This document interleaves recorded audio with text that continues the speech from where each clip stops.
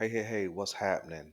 Welcome back to the GM. I'm Leon Boulanger, and today I want to finally break bread with you over the NBA, specifically the Brooklyn Nets. Now, the Brooklyn Nets is a team that I support, like I shared with you a little earlier, simply because Kevin Durant is my favorite player, has been since he was in Texas, right? But just because I'm a fan of Durant, right? Doesn't mean that I'm not going to talk honestly when I talk about players, right? And so, but what I want to point to is that his value has been heavily overlooked, right? He caught a lot of heat last year um, when he asked for a trade. He caught a lot of heat when they got swept out of the first round. Caught a lot of heat when he left the Golden State Warriors.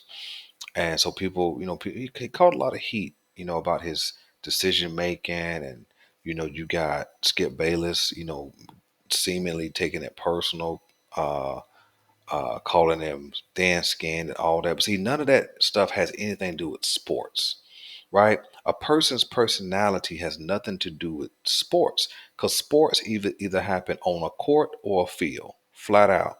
And so, what I want to do is keep the conversation about the NBA and Kevin Durant strictly on the court. So, I'm talking about his court value. Okay. And game number one against the Boston Celtics, man, you really saw the Brooklyn Nets be a different team. And you kind of expected that, right? You kind of expected them to be different without KD. But I know that most people expected them to lose, even with Jalen Brown out. But the game was close. But Kyrie didn't look like um, his normal productive self. Um, he looked minimized.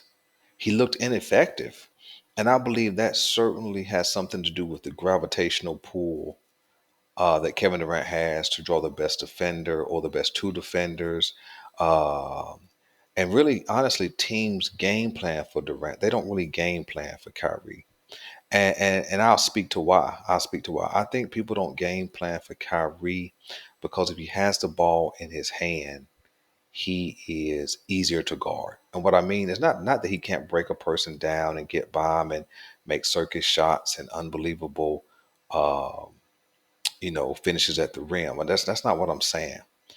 When Kyrie has the ball in his hand, he has to have several dribbles and make several moves before he can get to what he's gonna do. Yeah, he can catch and shoot, but what I'm saying is when he has the ball, the ball's gonna be with him for the most part.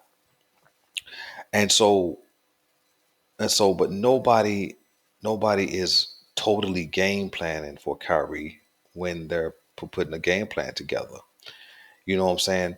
They've already put the game plan in place to defend Durant, whether he has the ball or whether he don't have the ball. You know what I'm saying? Teams are game plan to deny him the ball and things such as that. And so but what you realize is Royce O'Neal over the last three games has been less effective without Kevin Durant. Yuta Watanabe is less effective without Kevin Durant on the floor.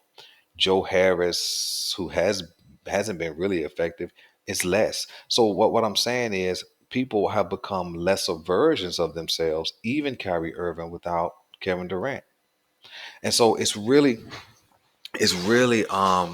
frustrating to hear people speak about Durant but only do it in the context of the Brooklyn Nets successes and failures, right? See, to show appreciation and value for a person, you have to highlight them for who they are and what they do, sometimes independently of where they work, independently of who they are connected with. You understand what I'm saying? And I don't think that's done a lot, with KD, right? Uh, when people talk about all the other teams, you know, um, what people call superstar players, they get highlighted separate. Like when you hear about the Lakers, you hear only about LeBron James, highlighted separately. When you hear about the Golden State Warriors, you hear only about Steph Curry, unless somebody else says something, does something to make some news out there. When people talk about Giannis Antetokounmpo, you only are hearing about Giannis. You see what I'm saying? But when you hear about KD, it's KD and Kyrie, or it's KD and the Nets, right? And so KD has become this controversial figure, really for no reason. There's not really a lot that he's done that's controversial, right? And I think part of what I recognize about Kevin Durant is that he is short with the media sometimes. Now he's been kind of jovial. He's been more vocal when I watch his post game interviews lately. But I would have been put off by the media as well if I understand that it's always a narrative and it's always marginalizing what he's accomplished. It doesn't matter what show. Does not matter what show people talk about Kevin Durant on. There's always somebody on there to marginalize what he's accomplished. And it just comes down to a lack of appreciation, right? If you value a basketball player, the key word is not the sport. The key word is what they do, player. So what he does, he play. What does play take place on the court? So then you have to acknowledge what he does on the court.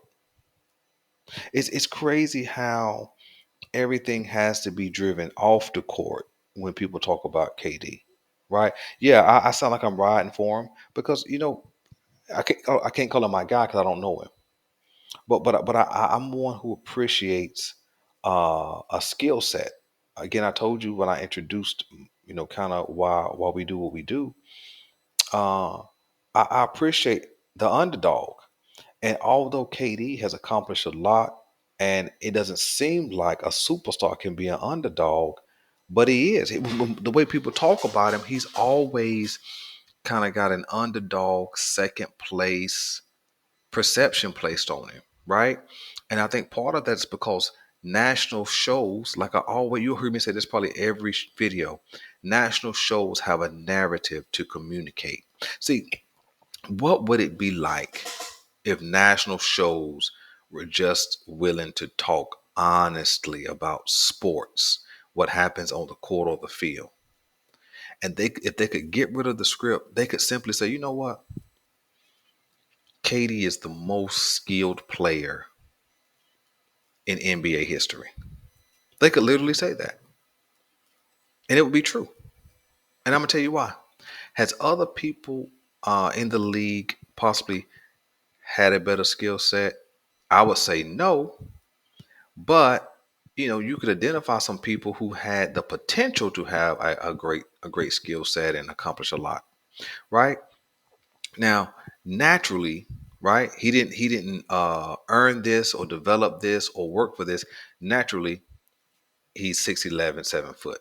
You cannot change that, right?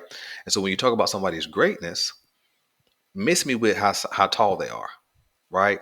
Speed you can develop, right?